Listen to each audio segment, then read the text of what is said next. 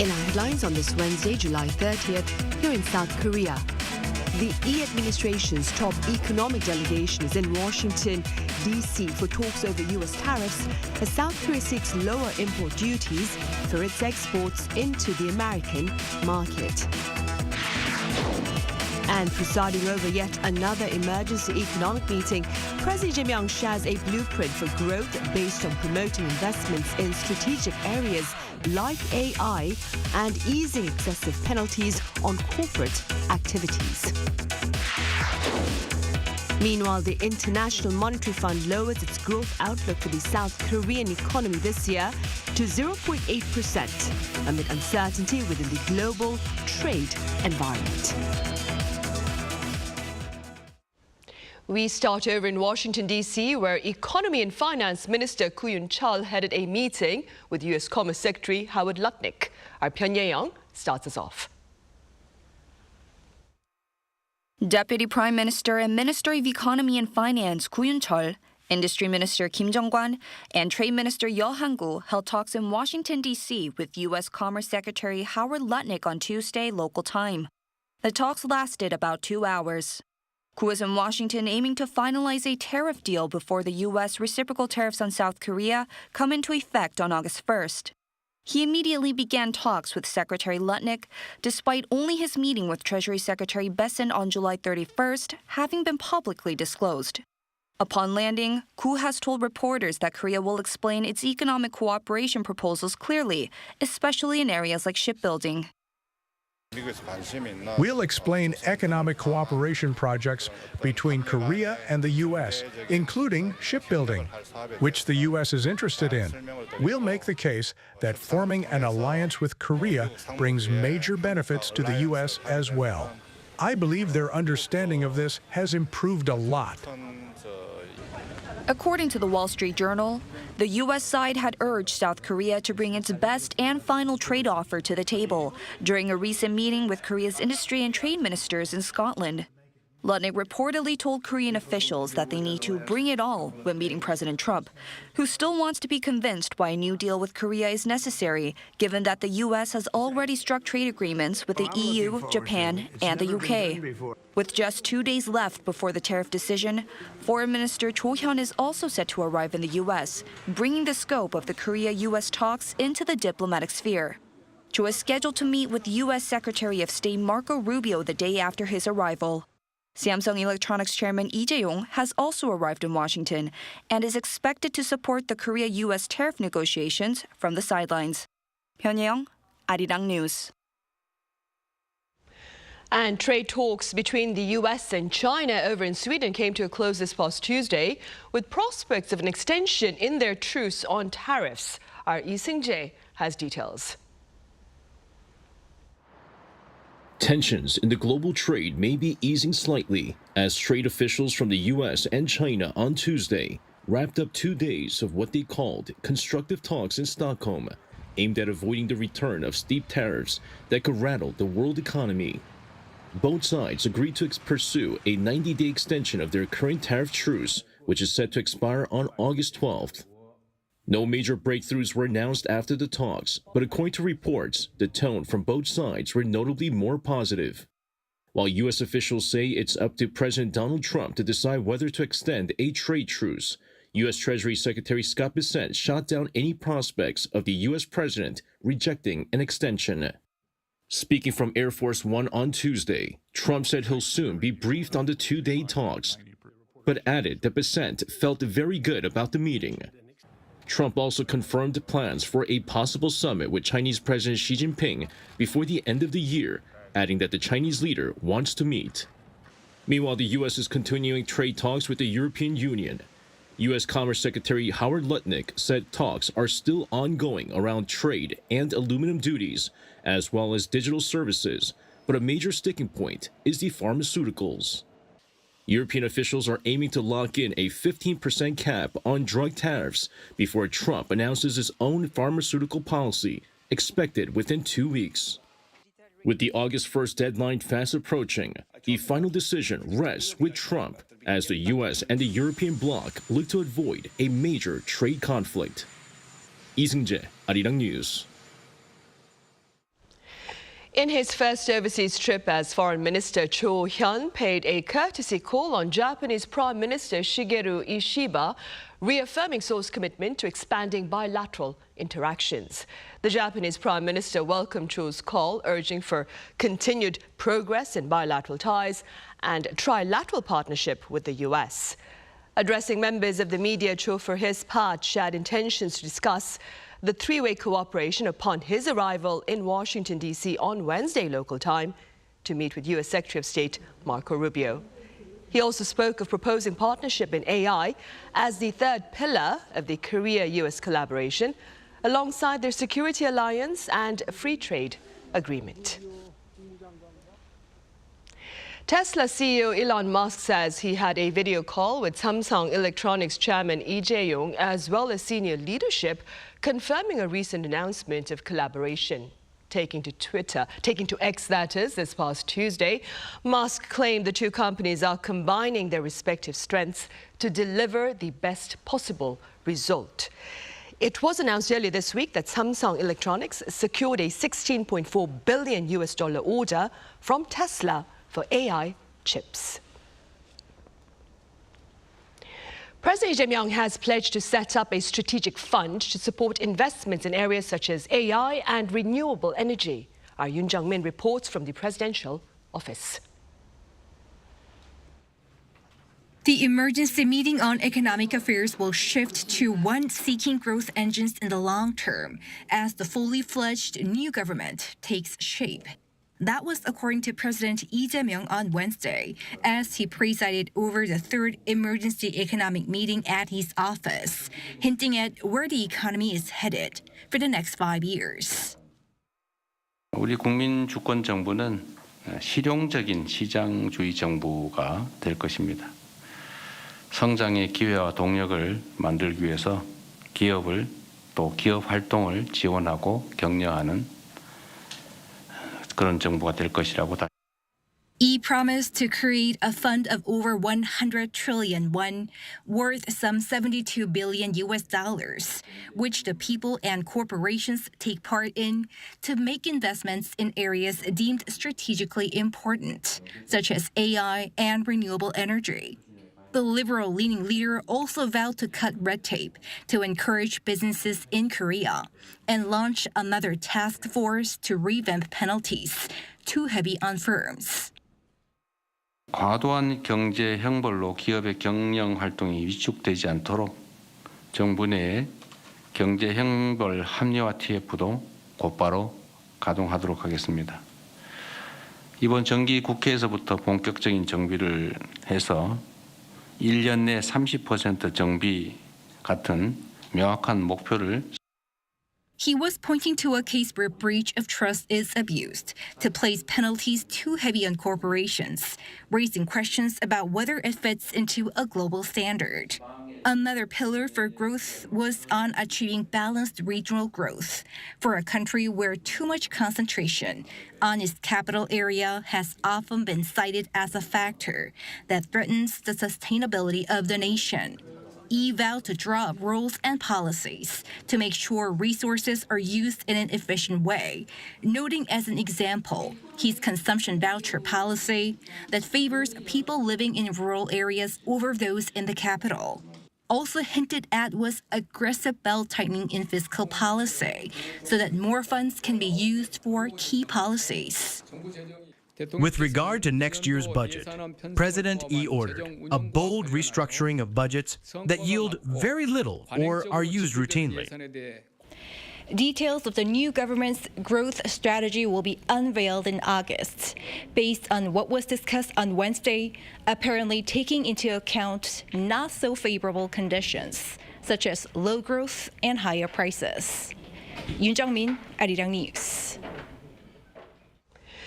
Right. The International Monetary Fund has lowered yet again its growth projection for South Korea this year to 0.8%. Our economic correspondent Kim Do-yeon covers this latest outlook. The International Monetary Fund has once again cut its growth forecast for South Korea, this time to 0.8% for 2025. In its latest World Economic Outlook update released Tuesday, the IMF lowered Korea's growth projection by 0.2 percentage points from April, which was already half of January's 2.0% forecast. Lower projections have also been released recently by other institutions. The Korea Development Institute and BOK both fixed their 2025 growth outlook to 0.8% as well, with the OECD having the most positive outlook at 1.0%. While no direct commentary for South Korea was provided, South Korea is heavily reliant on trade with the U.S. and tariffs had an impact on these numbers, according to the IMF. A breakdown in trade talks or renewed protectionism could dampen growth globally and fuel inflation in some countries. As for South Korea's 2026 outlook, the IMF's projection improved for South Korea to 1.8% from 1.4% in April. The IMF releases economic outlooks for all member countries every April and October and publishes revised forecasts for the 30 major economies in January and July. For the world's economic outlook, the IMF revised its projection to 3.0% from 2.8%, still lower than its forecast earlier this year, but showing improvement. Global growth has been revised up to 3% in 2025 and 3.1% in 2026, reflecting stronger than expected front-loading, lower tariff rates compared to early April, easier financial conditions, including a weaker US dollar, and fiscal expansion in some jurisdictions. As for other nations, the U.S. growth forecast was raised by 0.1 percentage point to 1.9%, while China's was significantly revised up by 0.8 percentage points to 4.8%. 김도연, Arirang News.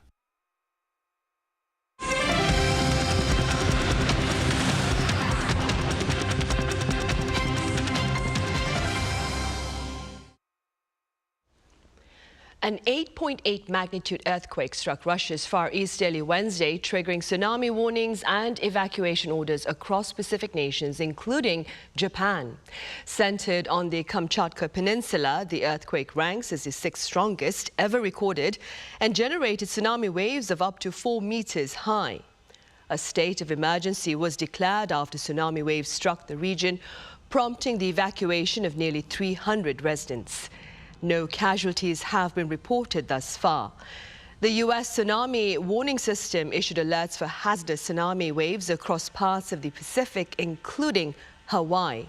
Authorities in South Korea say no significant impact is expected here.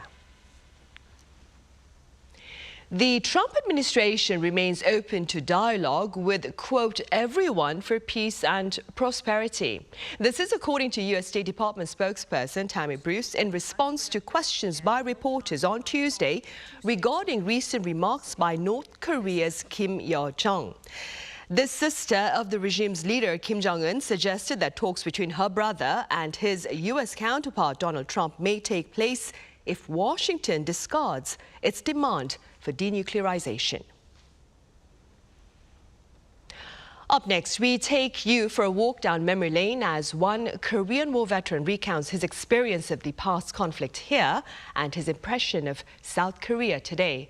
Our Kim Jong-sil had the pleasure of meeting up with him. More than 70 years ago, he served abroad, a U.S. Navy minesweeper during the Korean War. This week, he returned to the country he once helped protect. Dr. Malcolm Lean Williamson is one of 6 UN veterans invited to Korea as part of a government-led program marking UN Forces Participation Day on July 27th. Dr. Williamson, welcome back to Korea. Thank you so much for being here. What do you think when you think of the word Korea? Well, I served in the Korean War in 1951 through 53 on a minesweeper and had some close calls. But I appreciate the fact that we have a chance to come and revisit Korea through the program. One of those close calls came during a mission near Incheon, where his ship took a direct hit. The water just churned and smoke drifted by, the ship shuddered, and I knew we'd been hit. And if I had run down the starboard side, I would have been right where a shell hit. He never forgot that moment, and returning decades later, he found a country transformed. I've been very impressed with the advancements that have been made in your country, because I know it was devastated during the war. But you know, the thing that I'm impressed most by is the people. By his side this week is someone who didn't live through the war, but now calls Korea home. Emily, his granddaughter, has spent the past 5 years teaching kindergarten in Seoul. I've lived here for 5 years, and I've always been very proud of my grandfather and the sacrifices he made. For Emily, it wasn't just stories this time. It was seeing that gratitude in person. I'm really touched, and it's been a very special experience seeing my grandparents here in Korea and having them be taken care of by so many loving people. After the war, Dr. Williamson earned a PhD in statistics from USC and spent decades consulting on medical research. Now at 94, he leaves Korea with one final message. I hope that people will recognize that their inalienable rights come from God.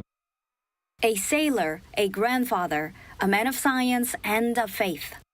Honored by the nation he once helped protect. Kim Jung-sil, Arirang News. Every year, leaders of APEC member states dress up in the host country's traditional attire for a family picture. And as Korea's ancient city of Gyeongju looks to host this year's economic gathering, Korea's hanbok is receiving the limelight yet again. My colleague An Sung-jin reports. Colorful hand-dyed fabrics and threads of silk. For artisan Park Sun-na, this is all a work of precision and pride. Every cut of the scissors and stitch sewn into silk reflect years of mastery in hanbok, Korea's traditional attire, but Park devotes her expertise beyond that, focusing on hanbok from the Shilla period. In Shinla, even the silk was different. The clothes or hanbok was made from the finest materials, and gold was abundant, often used for decorations. It truly was the kingdom of silk and splendor. The attire of the Shilla kingdom is characterized with its wide sleeves and delicate details around the sleeves and collar. Hanbok styles differed by class, yet all of them had slimmer silhouettes compared to the wider hanbok of latter periods. And this sophisticated look is especially tied to Gyeongju, the ancient capital of the Shilla kingdom. But what sets Park's work apart is not only her tailoring, it's the traditional dyeing techniques. The process is meticulous. Hand-picked flowers are dried and infused alongside berries to create the red palette. Then pieces of white silk are soaked, dried, and soaked again, often more than 50 times. With each soaking, the fabric absorbs more color, giving it earthy yet vibrant hues. As Gyeongju prepares to host APEC 2025 Korea, Gyeongsangbuk-do Province and Gyeongju are planning to showcase key elements of Korean traditional culture, and hanbok is taking center stage. During the international event, world leaders will be given the traditional attire, bringing Korea's elegance to the global stage. But it's more than recognition for Park. The honor for her lies in hanbok leaping forward onto the world stage. In every dip of dye and every stitch of silk, Park works on continuing the legacy. An Sung-jin, Arirang News, Gyeongju. Meanwhile, a theme park in the Greater Seoul area has been transformed into a haunted village to offer visitors a refreshing break from the sweltering heat. Our Park Gun-woo was there. A quiet, peaceful village by day. But as darkness falls, a chill creeps in and eerie whispers echo through the air. Under the crescent moon, ghosts began to appear.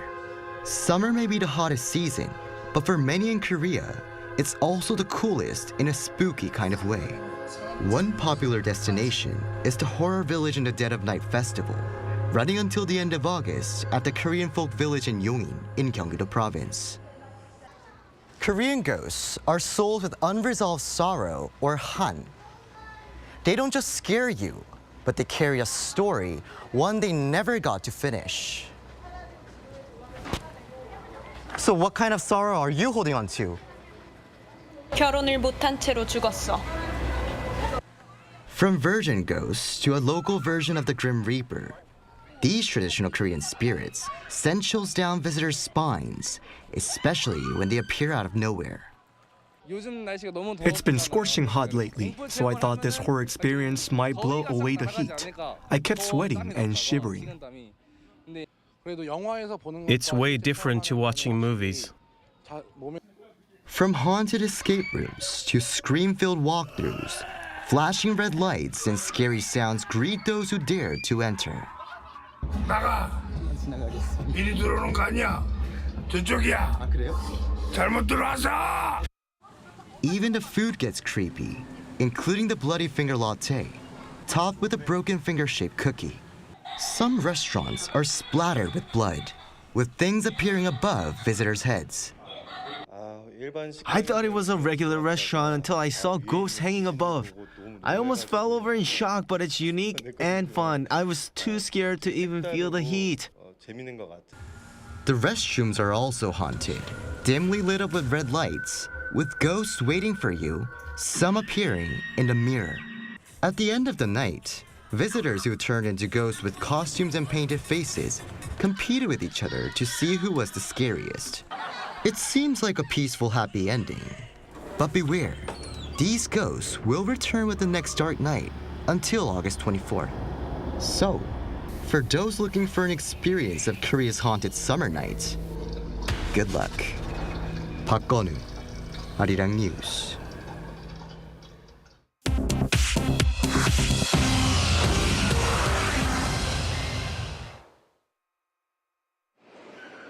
This is The World Now, bringing you the latest stories from around the globe. Starting in the UK, British Prime Minister Keir Starmer has announced that the UK will recognize the state of Palestine at the UN General Assembly in September, unless Israel meets key conditions, including agreeing to a ceasefire in Gaza.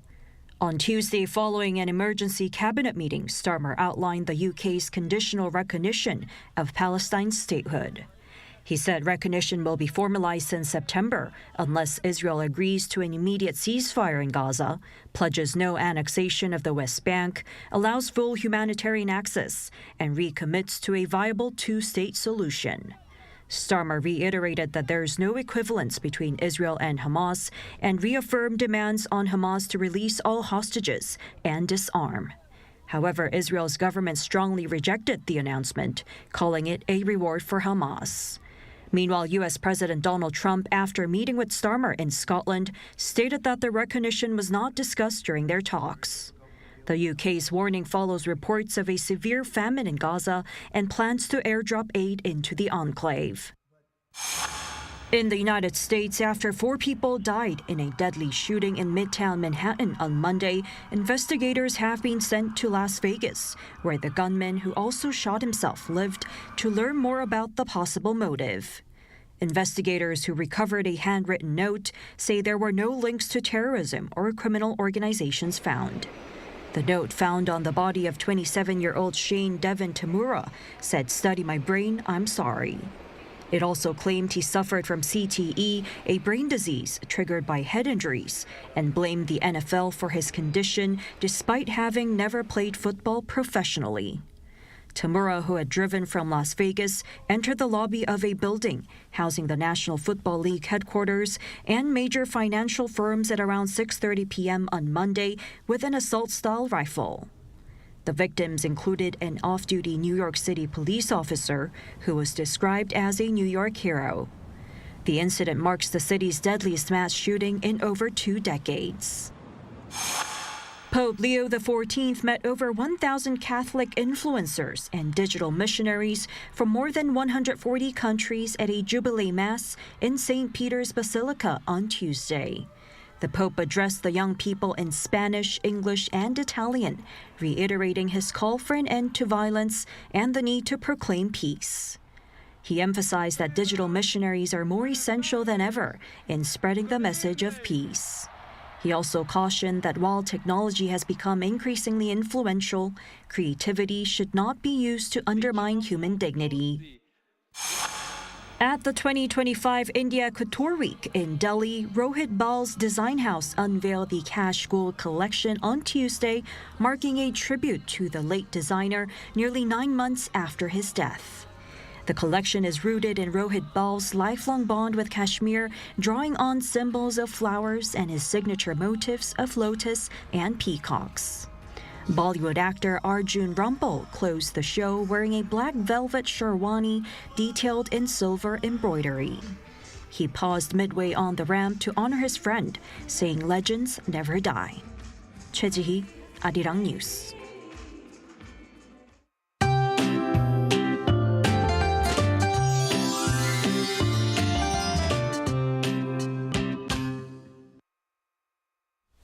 From July 1st to July 29th, there were 21 tropical nights in Seoul, the same number as in 1994, which was the highest ever. If Seoul has another tropical night tonight, it will break the tie with 1994 and hold the all-time record alone. It seems like the steaming heat will not cool down even during the night. Today, a strong heat wave warning has been raising everywhere, with the heat wave advisories on the east coast of Gyeongsang-do provinces being upgraded to a warning. The scorching heat will continue again throughout the country tomorrow. It will start warm tomorrow morning again, with Seoul at 28 degrees Celsius and Chuncheon at 25 degrees. Highs will stay hot at around 35 to 36 degrees in most parts of the country. It is predicted that the heat of around 35 degrees will continue until early next week. That's all for Korea. Here are the weather conditions around the world.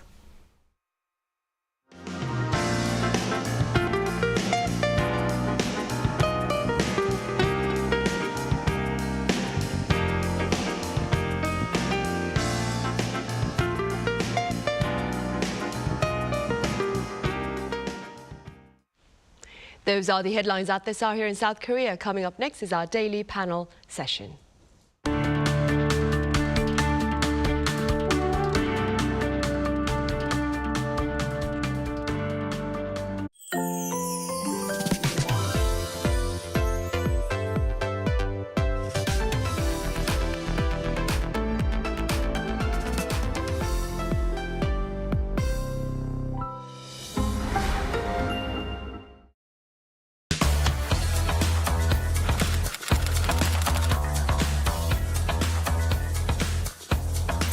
Set the facts straight. Get Korea right. K-culture is sweeping the globe. K-pop, K-drama, K-movie, K-food, and even K-beauty. Korean cultural content is gaining more and more fans worldwide. It's indeed the golden age of K-culture. But with this growing interest comes an increase in misinformation about Korea. There's so much inaccurate information out there. Even AI can sometimes get it wrong. So, we must set things straight and correct all the misinformation. So here's the plan.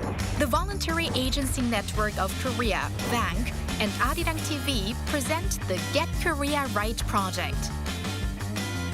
Our goal is to provide accurate information on important keywords that come to mind when we think of Korea. Blatant errors and false claims that distort history. It's time to set the record straight, sharing the true history and culture of Korea while raising the national brand. Let's get started with Get Korea Right. Are you ready to join?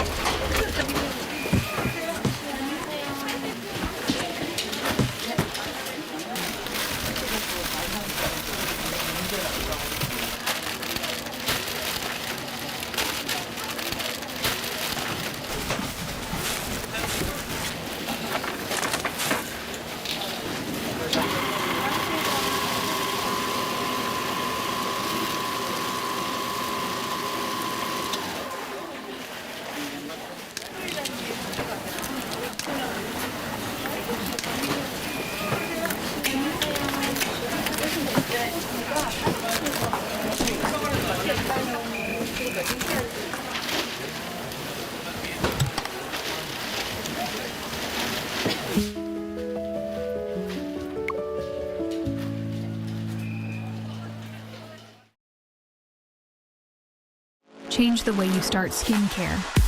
7 vegan peptide, maximum benefits for your skin. And amplify the effect of the next skincare step. Boosting, glowing, and brightening. Effortless care. Visible results. 7 vegan peptide booster. Mizon. 코딩을 배우고 싶어? 로보로보로 와. 로보로보와 코딩을 배워. 로보로보와 사고력 키워. 로보로보와 물리력 깨워. 코딩 처음이라면 코딩 교육 전문가와 함께. 로보로보와 실력을 높여. 로보로보와 목표를 이뤄. 로보로보와 내 꿈을 펼쳐. 미래를 준비하는 코딩 교육 전문가.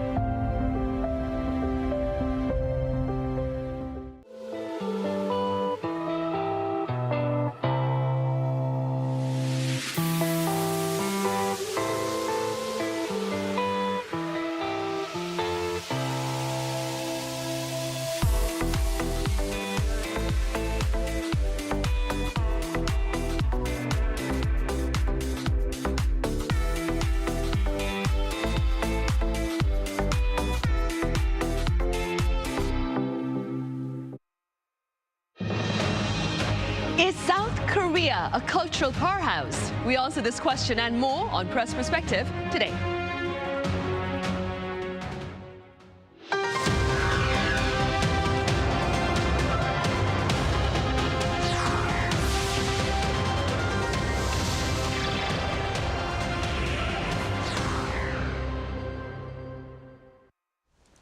Hello and welcome to Press Perspective for this Wednesday, July 30th here in Seoul. I'm Min Sun-hee.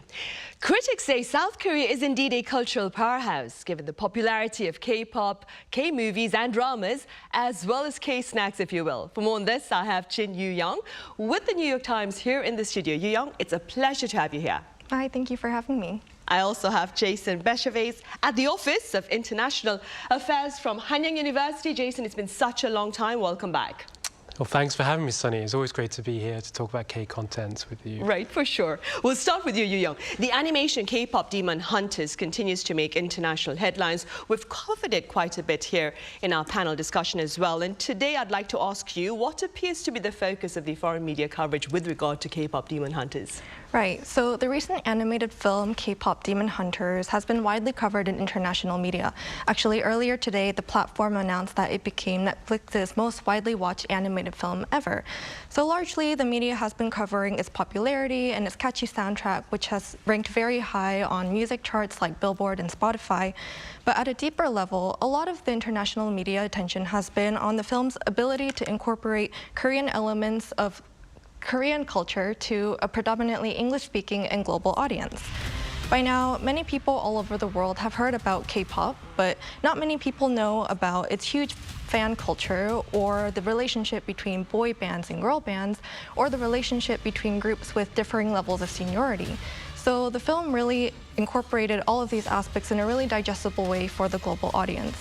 On top of that, the film included many Korean elements that are not related to K-pop. For example, the film had a really cute tiger and a bird, and that might just appear like a comical duo on screen, but actually they were a really common pairing in traditional folk art called mina. And on top of that, we see very local elements of Korean culture like the look of the subways and dining culture. So much of the media coverage I've seen, it really highlights the film as a celebration of not only K-pop, but the South Korean culture that has helped the rise and the popularity of K-pop as we know it today. Sometimes I find it a little bit difficult to fully capture the essence of Korean culture to an English-speaking audience, but I think the movie really incorporated that really well without watering down or compromising any of the Korean values. Right, indeed. And Jason, some claim that this particular animation, it's a genuine collaboration between East Asia and Hollywood. What are your thoughts? Yeah, I mean, it's really interesting where the industry is heading. We're seeing films like Minari, Pachinko, the Apple series, and also the Netflix show Beef. And, you know, I think what works really well in those dramas, particularly Beef, is you have this kind of influence of Korean culture and Western culture, and you've got these Korean American creators who are obviously very well versed in Korean films and wider culture, but haven't been brought up in the United States or North America.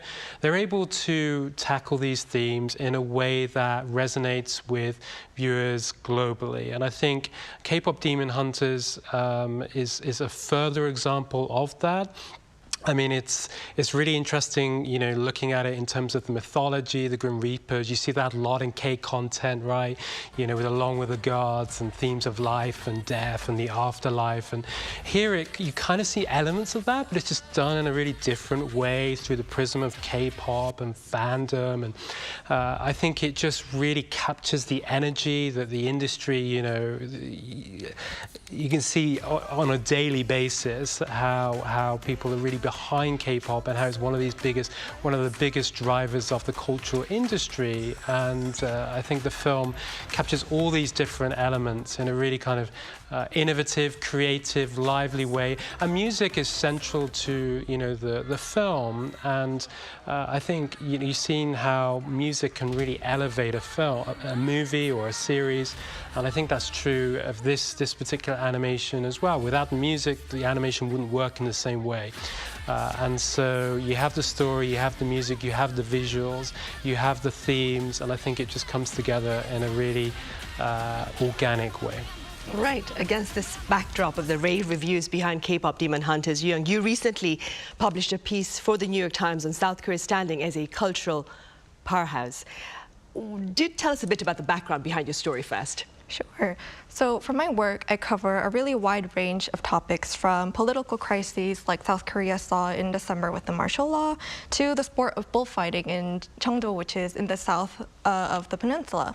But one thing that I've always gravitated towards is South Korean culture, and not just about curtain raising these new releases, but also the impact that their success has on South Korean society. So after keeping tabs on this over the past few years, I really realized that K-culture was no longer just K-pop or K-dramas, but it came to encompass so much more. And I really wanted to put that phenomenon on paper. And while the New York Times has covered many of these topics as standalone pieces, there was nothing that really put them together in an interwoven and comprehensive story. So I spent several months talking to dozens of people in the industry and looking at many pages of reports and data to make sure I could capture this very ambitious project into something that's digestible for our international audience. And after doing months of research and interviews, I realized that there was indeed a story there about the rise of popularity of K-culture across the world. I've been really fortunate to be working as a journalist at this time where the Korean wave, which is referred to as Hallyu, has come to a point where it's spreading farther and faster than ever, but also has so much potential to grow from here. Right. Staying with what you just said, Young, do you believe then, indeed, after your research, months of research, that global interest in Korea has indeed moved beyond its entertainment content to its broader culture? I would definitely say at this point it's safe to say that global interest in Korea has spread beyond its entertainment to its broader culture. Experts I've spoken to in the music and film and beauty industries all say while K-pop and K-dramas were the gateway into interest to South Korean culture, the interest is now on a way larger picture. For example, people who consume Korean entertainment have really taken interest in the food that appears in the shows and the dramas and the makeup that celebrities wear.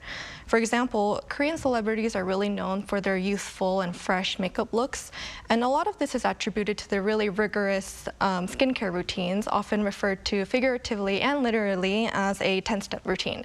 So many people are looking for ways to buy and imitate this exact process. Last year, Netflix's Culinary Class Wars, which was a cooking show that pitted 100 chefs against each other topped the platform's non-English charts for several weeks in a row. And after that, experts in the food industry say that the show caused a huge surge in the interest of K-food. People have been posting remakes of the Korean recipes that those chefs went out on the show with, and also Korean food products have been selling out in major U.S. stores like Trader Joe's.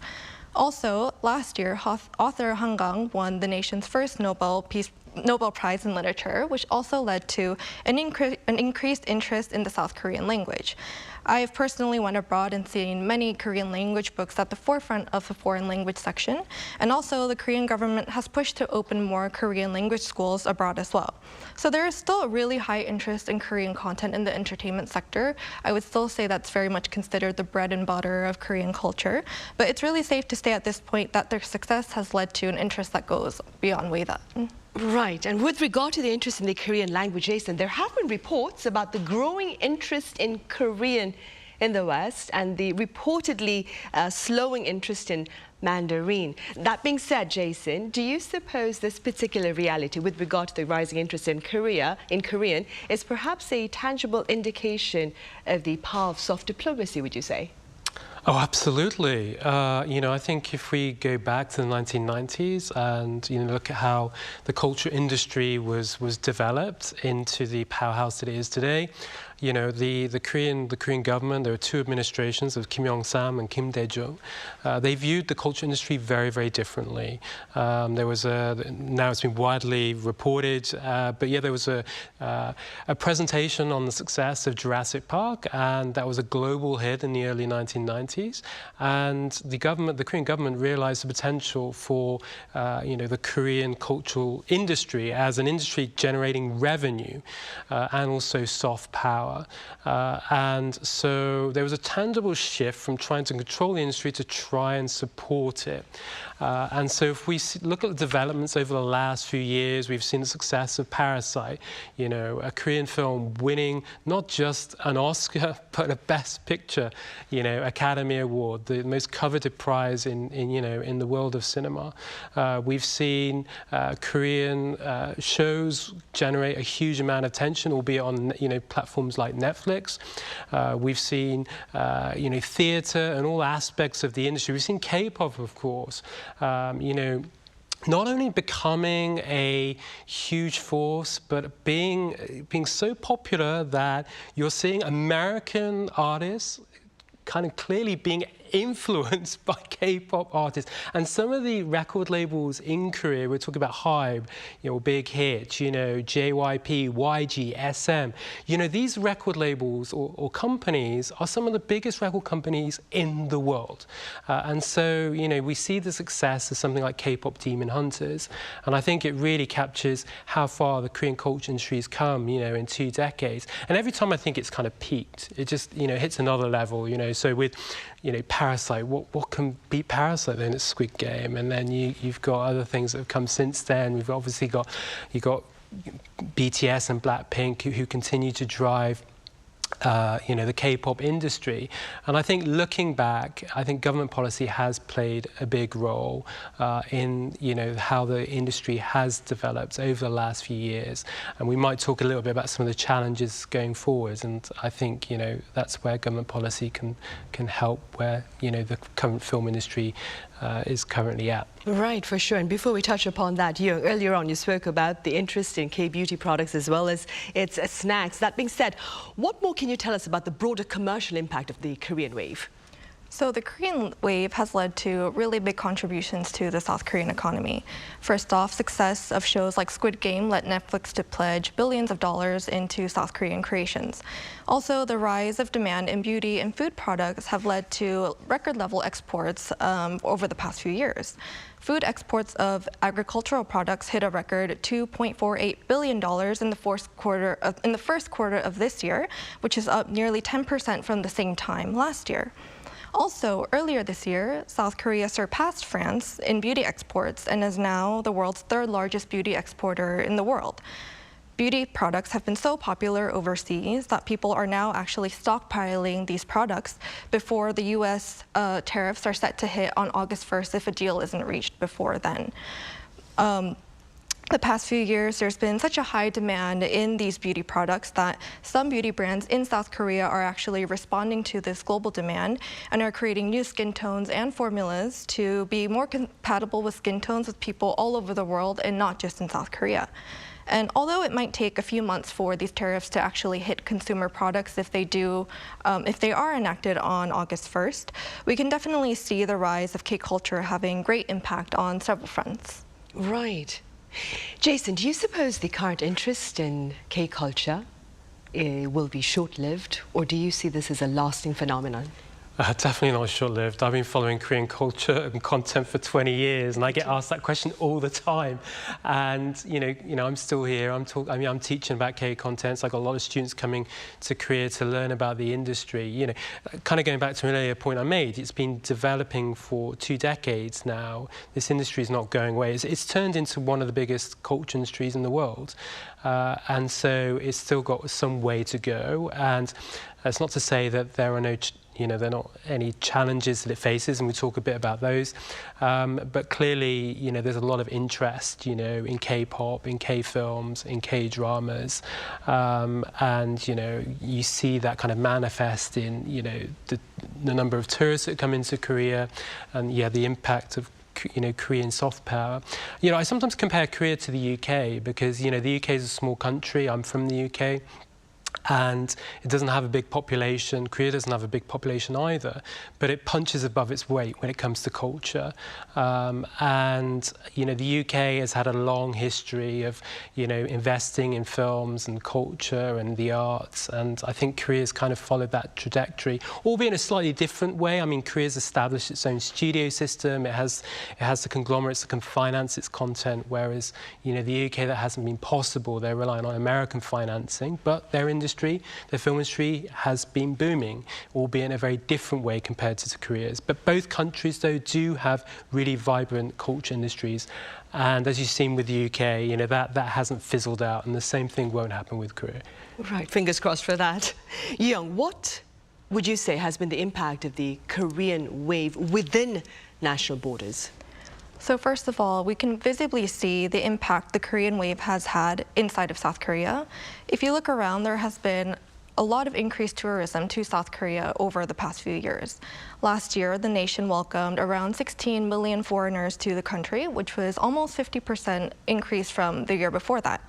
To add to that, the number of foreigners working in South Korea, as well as the number of international students studying at South Korean universities, has also been increasing over the past few years. What's less visible, and which is also interesting, is that the South Korean wave has led to an increased level of national pride within the people who live here.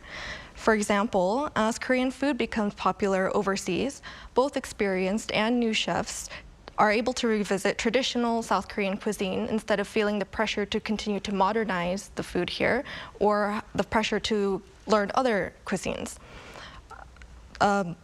Another example is that the film industry is nurturing its own young talent in design and animation so that South Korean filmmakers can keep the talent within borders instead of always outsourcing. And this is another opportunity to showcase talent and to nurture people here from the grassroots up. Culture experts who I've spoken to said that eating Korean food, learning the language, wearing the makeup, this is all sort of what's considered cool amongst the young people abroad. I think this brings a great pride to South Koreans here, and I think that they're really stepping into it. Right. And now then, Jason, the million-dollar question. So what are some of the hurdles that the Korean wave needs to tackle to ensure its presence in the global arena? Yeah, big hurdles. I mean, K-pop Demon Hunters, that's a bit of a wake-up call, actually, for the industry, because that's not a Korean film. That's an American film. It's produced by Sony. I think they wish they put it in theaters now, but it was acquired by Netflix. And yeah, we're seeing the kind of internationalization of K content. So studios producing, American studios kind of producing content, about Korea, be it about K-pop or something else. And the thing is, the industry has proved very successful at emulating the Hollywood formula, be it the blockbusters. They basically beat Hollywood at its own game, you know, having a local market share of 50% or more, and, you know, being able to make their own industries, as, you know, very successful. Whereas other industries, you know, they've been dominated by Hollywood movies. Now what we're seeing is kind of the reversal of that, where Hollywood is kind of beating Korea at its own game. So, you know, a movie like K-pop Demon Hunters, like I said, it's for the global audience. It's full of Korean culture and about K-pop, but it's not a Korean film. And, you know, at the moment, there's not a lot of financing going on in the Korean film industry. You know, one of the biggest studios here, CJ&M, they have 2 films this year, just 2. Some investment funds have kind of basically left the film industry altogether, looking elsewhere for investment opportunities. So investment's drying up. There are fewer films being made. And if you look at the Korean film industry in terms of admissions and comparing 2023, for example, 2024 to 2019, it's around 45% drop. Now, there was a 10% drop in France. There's, 20% drop, I think, 25% drop in North America. But here it's far more pronounced. And so there are alarm bells because, you know, Korea, for, you know, between 2012 and 2019, admissions to Korean films would hit 100 million each year. And now we're in a position where Korea is, the 9th biggest film industry in the world. It's dropped, you know, 4 or 5 places. So it is a real problem. And how does the industry kind of find a way to get back to those numbers? And some are suggesting, I think, the holdbacks are an issue. In France, there's a long holdback period in which, you know, when it's released in theatres and when it's released online, you know, several months later, it will drop on streaming platforms.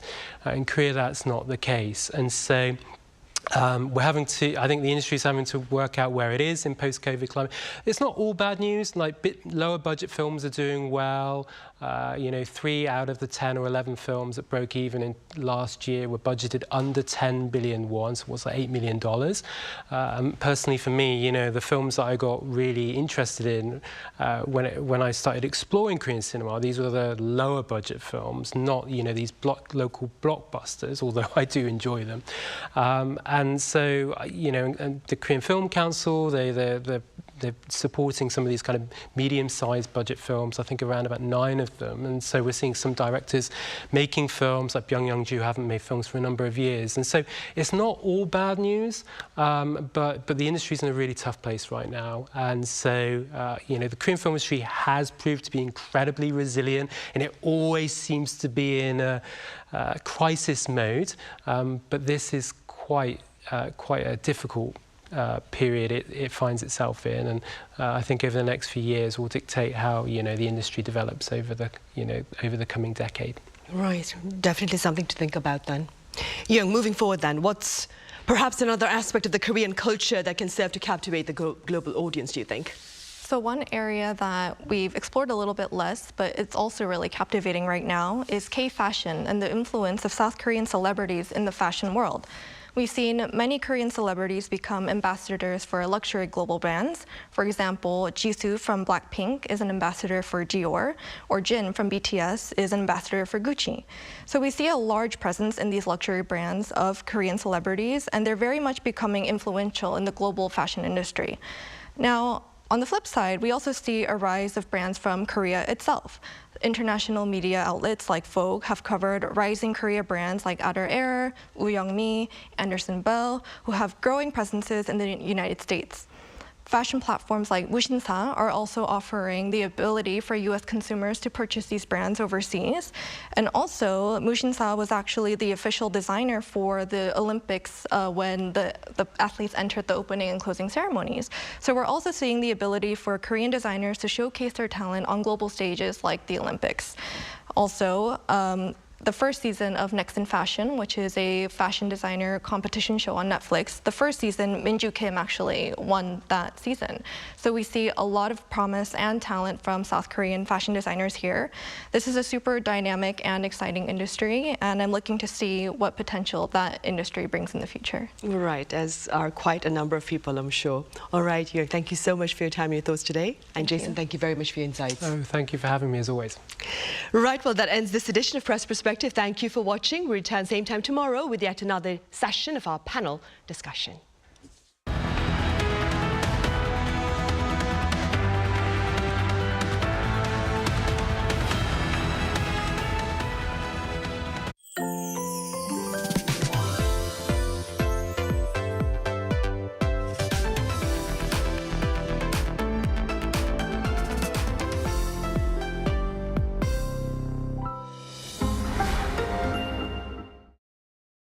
How to survive in Korea. Cafes. Step 1. Find a seat. Before ordering, find a seat. Laptop ID smart.